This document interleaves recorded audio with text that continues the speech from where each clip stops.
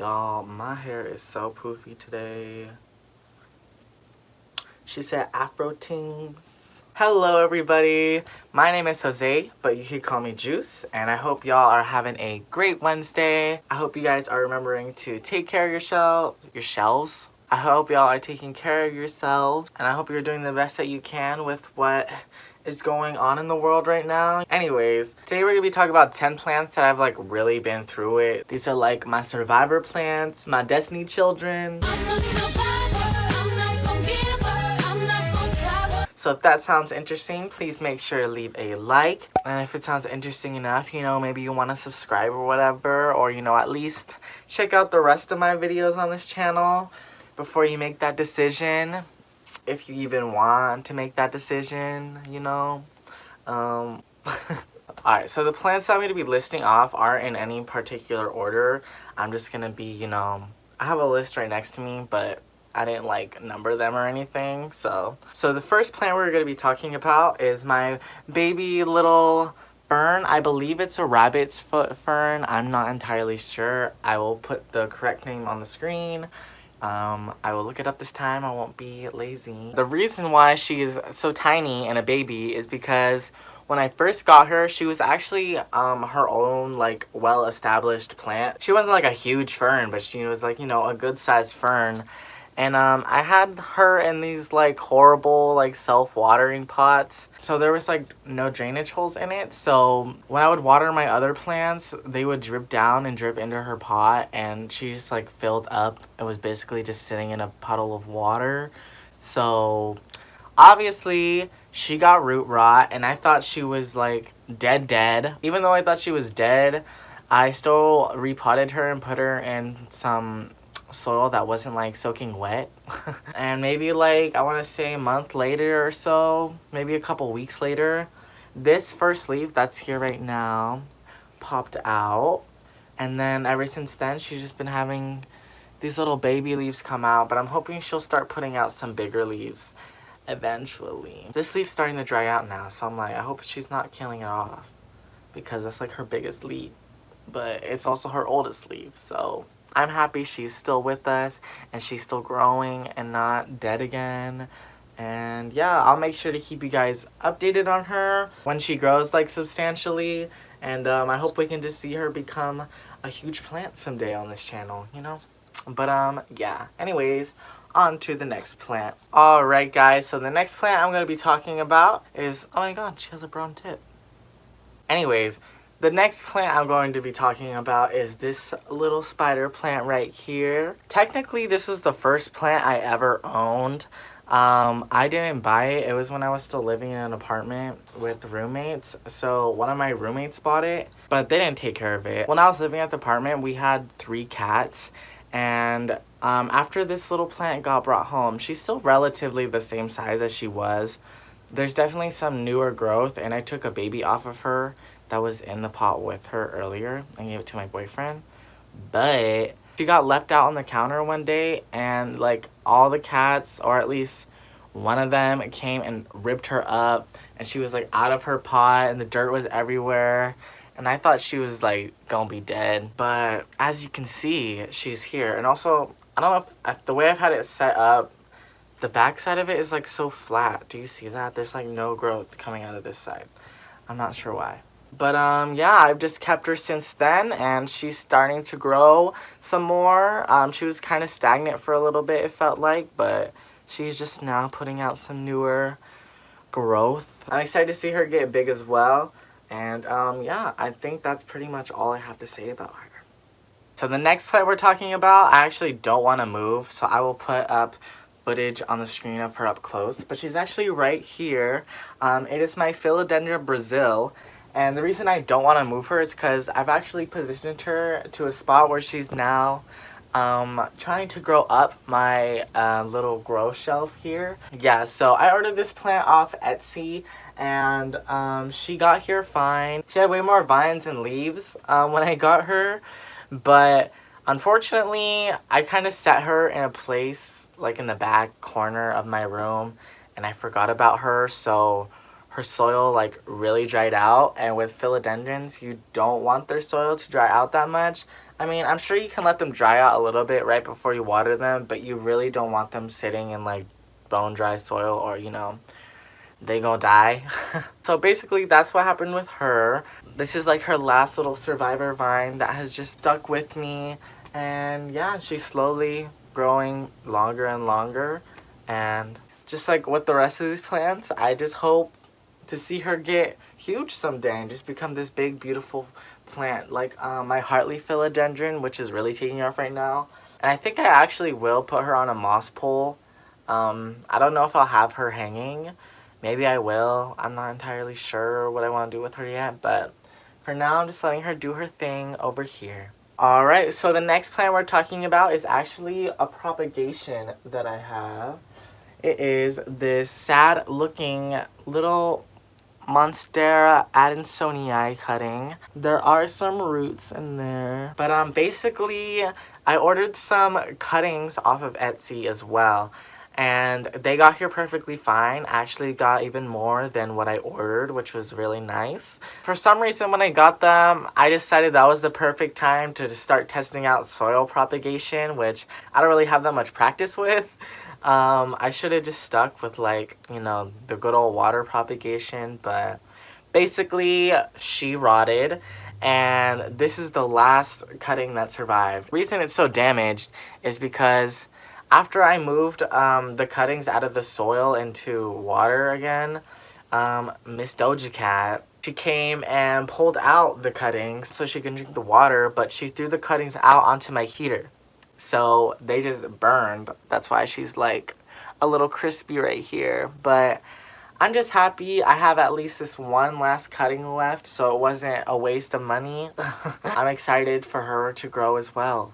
Especially her, because look where she's at right now. Like, I can't wait to watch her go through her transformation. The next plant I'm talking about are my Canna Lilies. These are actually like an outdoor plant. I don't usually keep these inside. But since it's still pretty cold outside, I am just letting these grow inside, so as soon as spring hits, I can let them thrive outside. This plant actually got spider mites pretty bad, and I treated her, and I put her in a different room to quarantine, but the room I had her in was a guest room, so it was really cold in there because obviously no one's using the room, so it's gonna get cold. So she started going into hibernation. She was starting to peel back her leaves or whatever. And I just thought it looked ugly, and I was like, you know what? Might as well just behead her completely. So I did that. You can see on the bottom of the pot, like, the little dead stalks that I cut from. But as you can see, she's pretty resilient, just like me. And she has just grown literally back into like the same exact size that she was within like a month or two. These grow really freaking fast. And I separated some of the bulbs, and now I have a little baby. So now we got the mama and we got the baby, and I just keep them together in this little pot. And yeah, I'm happy that she's still here. The only downside to having lilies is that they're usually pretty toxic to cats, at least. I'm not sure about dogs because I do not own a dog, but that's why I keep her on the top of my shelf away from Doja so nothing bad happens. But yeah. So the next plant I'm going to be talking about are my little cacti. This is also another plant that I've had like since I've started like my plant collection, and they've grown quite a bit. They used to just be these small little plants in their own little like small little succulent like starter pots, but this plant, she's been through it because a lot of her limbs have been accidentally knocked off. I've like dropped my phone on her, or Doja, she'll come rub up on her. I don't know why, or she used to at least when she was able to get to her. Like sometimes the cacti would get stuck to her fur and rip off the limbs. And she even bit it one time. I don't know why.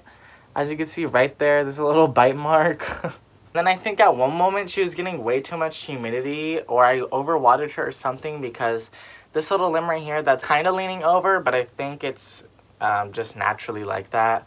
But it used to be leaning over like a lot, like it was like touching the base of the pot. So I just put her by my heater so she could really like dry out and kind of like simulate, you know, an arid environment. And that just went back up. As you can see, she has like all these little pimples on her, which are all spots that new growth is coming from.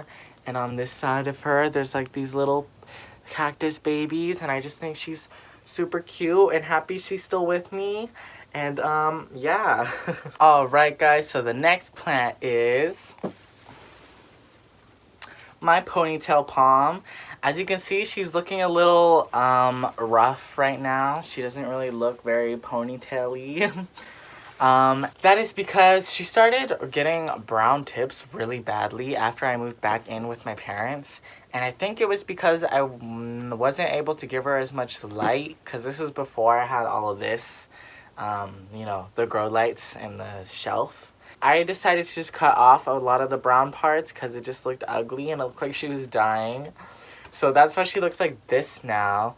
And after I did that, she was browning a lot less, but she still was browning a little bit. So I did have cut her back again recently. I'm not exactly sure why she's still browning.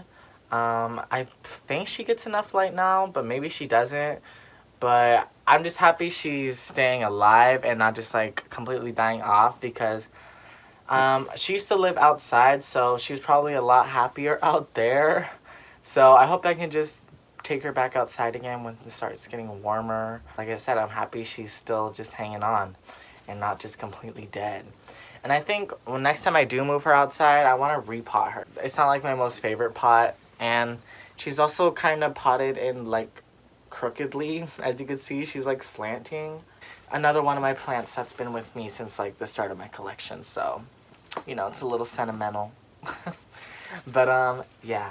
Alright, the next plant we're going to be talking about, or I guess I could be saying plants with an S, are my Monsteras. So I actually have this Monstera right here that actually just put out a new leaf. I will put on the screen the new leaf right now. It's like just hardening off, so I'm excited for her to start growing some more. But this leaf already has so many fenestrations, and she's just so pretty, and I'm just in love with her. And she has her own moss pole and everything, so I'm just excited for her to get big. She actually has not rooted to it yet, but I hope she will soon. I also have another Monstera right here, which is also growing a new leaf. I don't know if that's showing up on the camera. My neon pothos is probably covering it, but I will also insert some footage right here. She's also been with me for a while, so this Monstera was from this Monstera, because this was a cutting and became its own propagation / its own plant now. And then I also have these little babies right here, little baby leaf. These two new leaves are newer. This is the original leaf, but basically that Monstera is the original mother plant. So when I pulled off the little babies, it still had a root on it, so I decided to put it in water and propagate it, and she started growing more roots, and I potted her up in her own little pot, and as you can see, she is just starting to become her own little plant as well. And I also gave another part of this plant to my boyfriend, so he also has his own Monstera plant. This plant hasn't been with me since like the start, but she was there from like maybe a couple months into my collecting of plants. It was my first like, you know, more like exotic type of plant, I guess. I just feel attached to her in that way, and you know, they're just really pretty as well. And yeah, she really has been with me through a lot, so. Alright guys, so the last two plants we're actually going to be showing off together, and they are my Lucky Bamboo, and as you saw her in the last video, my newly repotted Acanthus mollis. These plants really don't like being repotted, and as you can see, she has a little floppy leaf, which means she's upset, but we're just gonna cut it off and pretend it didn't happen. Just like so.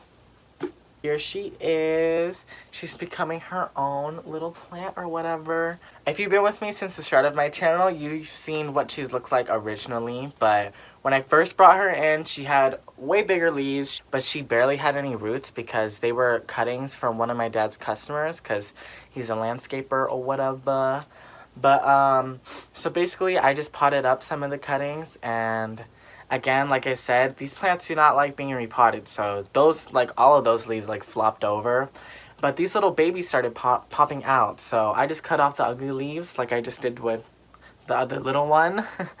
And just let these little leaves start growing off on their own. She got infested with fungus gnats, but I just treated her in my last video if you saw that one, so if you haven't, maybe you want to check it out. I don't know.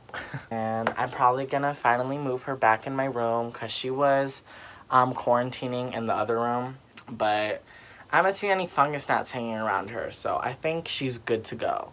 But my last plant, which is the Lucky Bamboo, is actually going through it right now. She has spider mites.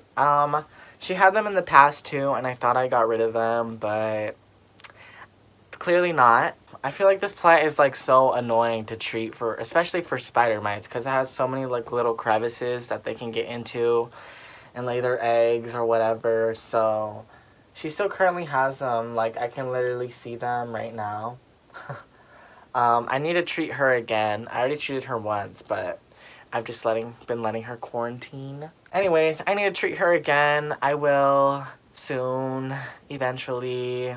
But even with spider mites, she's been acting like she's growing just fine. It doesn't seem like she's particularly suffering. But yeah, spider mites, they gotta go. Luckily, they didn't get on any of my other plants, but I still don't want them here nonetheless, you know. Anyways, guys, I think that's where this video is going to end. If you enjoyed this, please make sure to leave a like. And if you enjoyed it enough, maybe you even want to subscribe or whatever. And if you are just now stumbling upon my channel, or at least this video, I welcome you. And I just post primarily plant content, but I do plan on posting more in the future. But, you know, I hope you are enjoying what you're seeing, and if you're not, I apologize.